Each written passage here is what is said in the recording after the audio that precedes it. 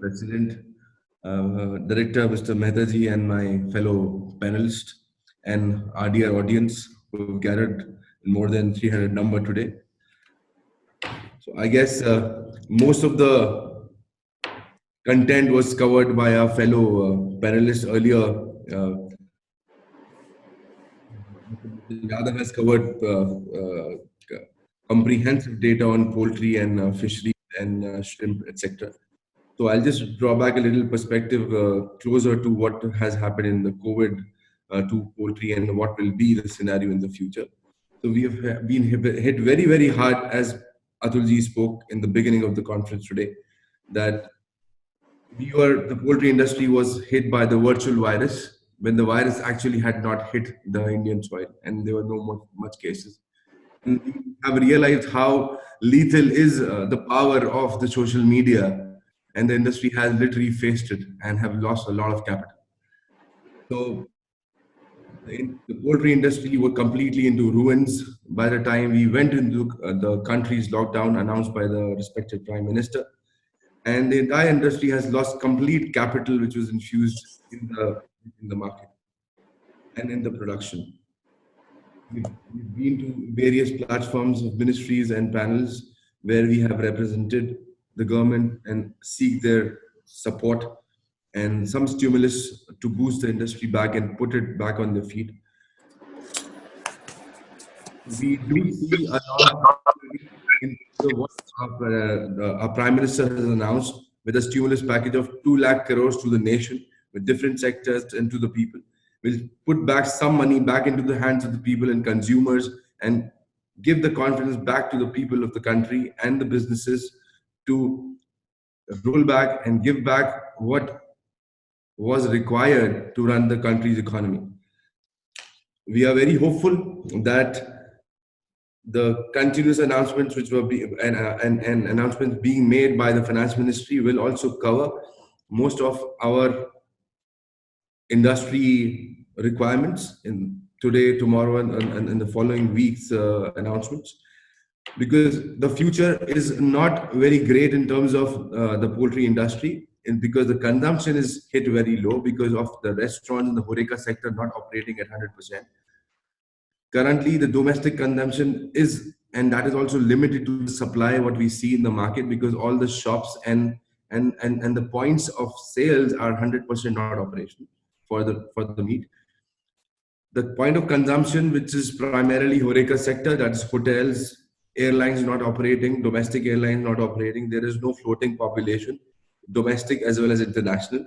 There is no conference, there is no wedding, there is no major large consumption, so-called for celebrity food. What we call in the Indian terms is animal protein. It's a food for celebration, when people would eat much of this meat when they have to celebrate, or there is a conference, or there are weddings, etc.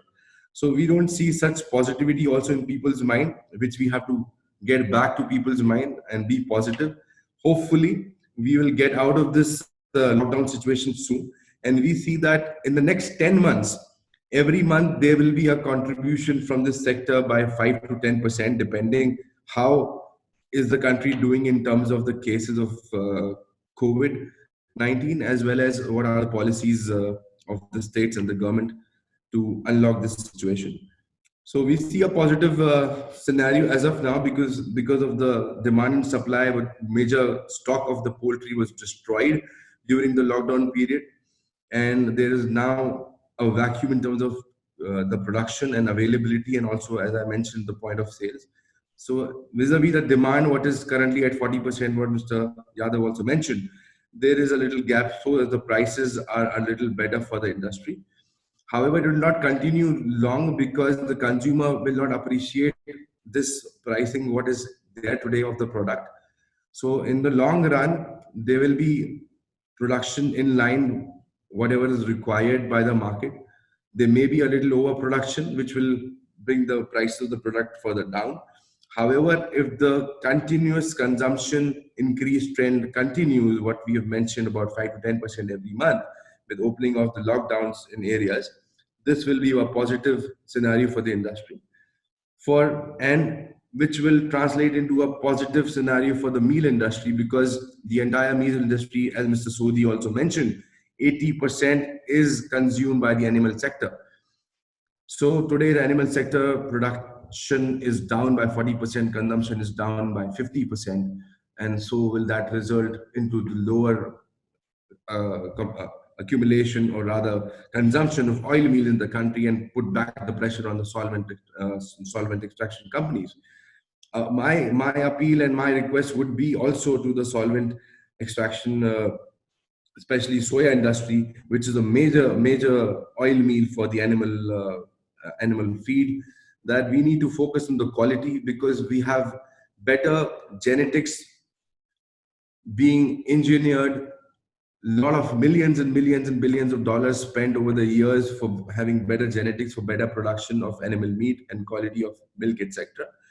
So all that engineering and investment goes into creating a better product, which also requires better food, better feed to feed on itself, to get a better quality meat, protein, etc. For that, you need to focus as a country to produce better meal, which will only result into better quality protein through milk or poultry or fish meat.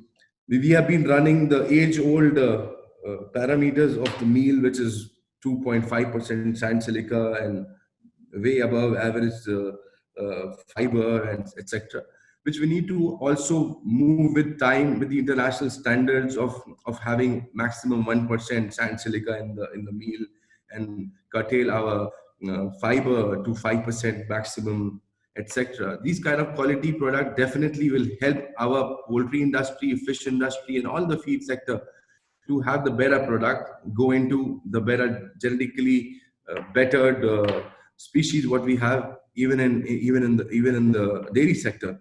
So all this will really help.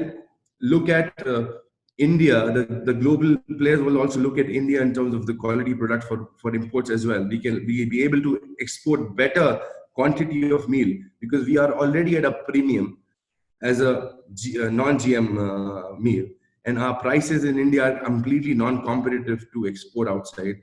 There is no parity. We are almost 30 to almost on average 35% higher in the price, and we are outpriced completely by the global exporters like the Argentina, America, and the Brazil.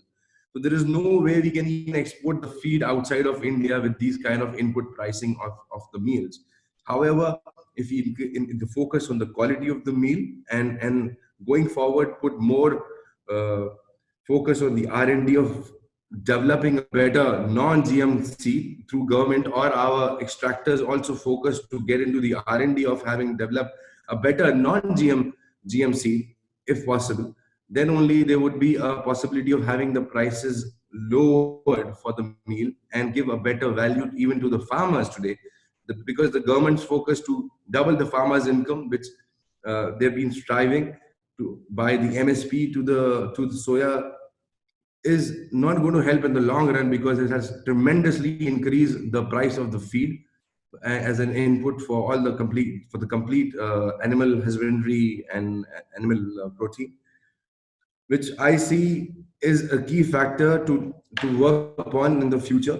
And this COVID will teach us a lot of things, because there is always a silver lining in every tragedy what has happened in the past. With all the big banks to start with, there will be better life after that. So we believe, and coming out of COVID, all the companies, oil meal industries, animal husbandry industries will learn and come out stronger and better, and focus on what is required, and not just get out of the normal norm of life and production and productivity, and focus where we add value in the entire value chain of oil meals to feed and animal protein production. That is how I would like to end my speech here. And thank you everybody for listening. And you would want to have better quality product from everybody. Thank you.